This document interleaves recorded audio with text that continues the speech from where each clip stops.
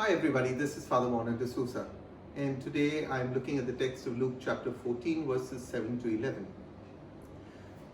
Jesus has been invited to a dinner by a leader of the Pharisees, at which an elite group of Pharisees have also been invited. Luke chapter 14 verses 7 to 14 is the third dinner invitation that Jesus accepts from a Pharisee. We see this in Luke chapter 7 verse 36 to 50. In Luke chapter 11 verses 37 to 43. And yet it becomes quite clear that these were conspirators who were posing as friends. Even though Jesus shared several meals with Pharisees, as we see in Luke chapter 7 verse 36, they often complained about his choice of table fellowship with others, as we see in Luke chapter 5:30, and about how his associates secured food on the Sabbath, as we see in Luke chapter 6 verse 1 to 4. Unlike his cousin John the Baptist, Jesus loved food, and his disciples followed suit. Read Luke chapter 5 verse 33. He doesn't even deny the charge that he enjoyed more than his share of wine at many meals, as we read in Luke chapter 7 verse 34. But this dinner is quite clearly marked with hostility. It is more a trap than a treat meant for Jesus. They thought that they were watching him, but as we are told in verse 7, he was watching them. This is not the first time they have been watching him closely. In Luke chapter 6 verse 7, they are watching to see if Jesus would heal on the Sabbath. Whenever the word paratherio, or keep alongside, is used, which really translates as watching in English, it is done so not to merely indicate some fascination or curiosity, but as one waiting to test another. At this meal, Jesus raises two issues.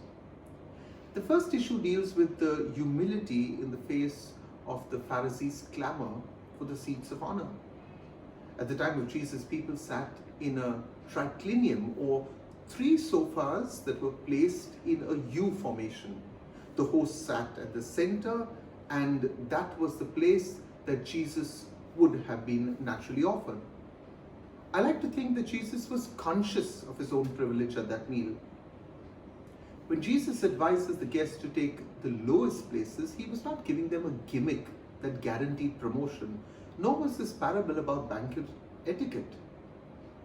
This was an occasion when Jesus wanted to teach what genuine humility was all about. He was teaching the Pharisees that it would be better to be humble than to be humiliated.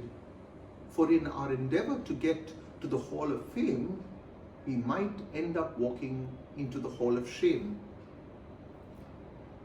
Many people misunderstand Christian humility. C.S. Lewis once wrote, "True humility is not thinking less of yourself, it is thinking of yourself less." Jesus is the greatest example of humility, and we would do well to ask the Holy Spirit to enable us to imitate him. One way we can perhaps get better at being humble is by showing honor to others. Give others the bigger piece, give others first place, give others the better seat, and be content. Jesus also addressed another issue. He wants to teach us about the way we treat others, especially those among us who are unable to pay us back. Jesus advises his dinner host, a leader of the Pharisees, that his guest list should not be limited to those within and above his social class. Today, sadly, the emphasis is on status rather than on character, and that determines very often our guest lists. Jesus points out to him that his quid pro quo game is nothing but a fake show of hospitality. It was conditional love. Real love is unconditional because it is about giving without expecting anything in return. Wealth and position are a blessing when shared and used for the betterment of humanity. We often today confuse privileges with blessings. In short, the way up is down. Thank you for being with us with these daily reflections. God bless you, and if you haven't subscribed to our channel yet, I really don't know what to say. Please do it right now. Say a prayer for me, say a prayer for all of us here at St. Jude. And if you want to get in touch with me, then all you got to do is send me a WhatsApp message.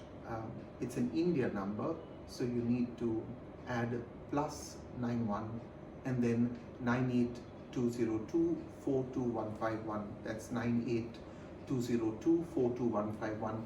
Remember, this telephone number is for WhatsApp only. Have a blessed day. God bless you all.